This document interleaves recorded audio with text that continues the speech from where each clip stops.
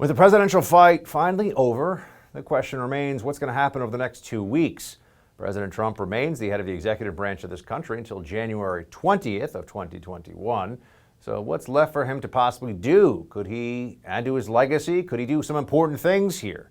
To examine the final days of the Trump administration, what it may bring, we're bringing on now former senior Trump campaign advisor Steve Cortes. Steve, thanks so much. Good to see you again. You bet. You too, Buck. So let's start on the positive side of things. How can Trump, in these last 2 weeks, best serve the interests of the American people? What needs to be done now?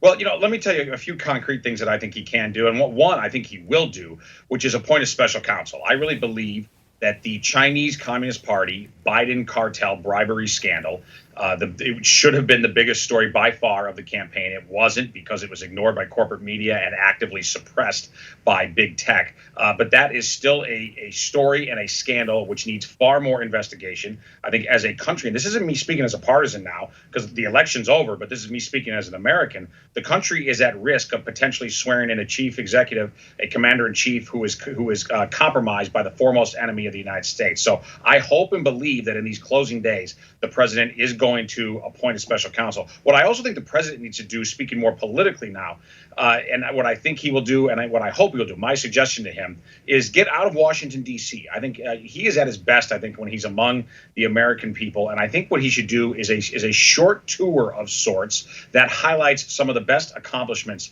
of his administration. So my suggestions are do things like go to the wall, where we now have almost 450 miles of solid, real walling on the southern border of the United States. I think he should also go to a factory or another business that has been protected because he took a tough stance against China. I also think it'd be a good idea for him to go to a hospital or some sort of distribution center that has the vaccine that is being currently administered to millions of Americans, a vaccine that was developed because of his leadership, also because, of course, of the scientists, but in part because of his leadership of Operation Warp Speed. So to me, I think that would be both in tone and substance a wonderful way for him to end in these next dozen or so days that he's president of the United States. Steve, what do you make of all these reports of the 25th Amendment, of resignations of senior advisors, cabinet officials? The former White House communications director has said that she believes the president should resign. These are people that have been around the president extensively in recent months and whom he has trusted. What's going on here?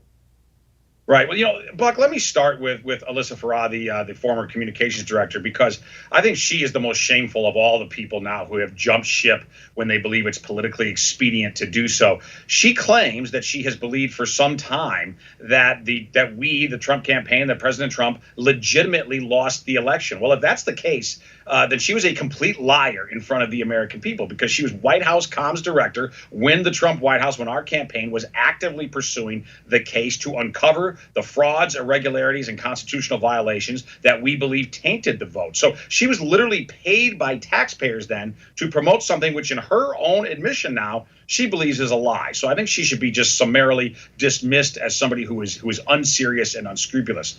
There are other folks, unfortunately, who have chosen to jump ship. I think a lot of these people were probably never on board fully the president's America First agenda in the beginning. And look, I think this president did a magnificent job, but I definitely think there were problems all along with personnel. It was hard as an outsider insurgent movement to find people who were truly committed to his agenda. Regarding the 25th Amendment, Buck, I have to almost laugh at this. I'm in regular communication with the president himself. He is, of course, fully in command. Is he angry about the situation? Of course he is, but he's in no way irrational. He's in no way unable to govern. And the reason I say, though, too, that I almost laugh about it is that, look, and then this part isn't really funny, but it's crazy that we're talking about 25th Amendment regarding Donald Trump, when in fact, President-elect Biden is the person who may face very serious 25th Amendment issues that are not just political and partisan, that are medical. We are about to swear in as our commander-in-chief a man who showed himself, I think, during the campaign. And by the way, I'm not trying to mock him here, because this is not his fault. but a man who is clearly not physically and mentally up to the task of the hardest job in the entire world. This is a boxer, to use a sports metaphor, this is a boxer who no longer belongs in the ring. So I believe sooner rather than later, we're going to be having very serious 25th Amendment conversations, not about Donald Trump, but about President Joe Biden. You are in contact with the president on a regular basis. How's he doing? How has he been handling this? This week has been a lot, even for the Trump presidency. Sure. No, listen, this president is amazingly resilient. You know, what he has dealt with and what he has achieved in spite of the obstacles that were put in front of him, the prosperity that he created in this country before the Chinese Communist Party virus, unfortunately, artificially halted all of that momentum, the peace abroad and America first vision of realism and restraint abroad. What he achieved is really incredible. I believe it's one of the most successful, if not the most successful presidential term in modern American history. He did it in spite of a constantly oppositional, dishonest press, in spite of a Congress which is normally in his way, even when it was controlled by Republicans. So this is a man of resilience, is my point. And he can handle the stress of all of this, thankfully. Now, is he angry? Yes, he is. And I think rightfully so. I'm angry. I think tens of millions of people out there are angry. We believe, and I think we have substantiation to believe, that this election was stolen from us, that these swing states, the vote was fundamentally tainted by constitutional violations, as well as the statistical anomalies, which we believe represent serious fraud in these states. And do you think that anybody involved, Steve? I've got to ask you. I don't want to cut you off, but we're going to run out of time. Do you think that there were people involved in the legal challenge, whether on their own or for the campaign at some level, who were either exaggerating or over-promising what they'd be able to deliver?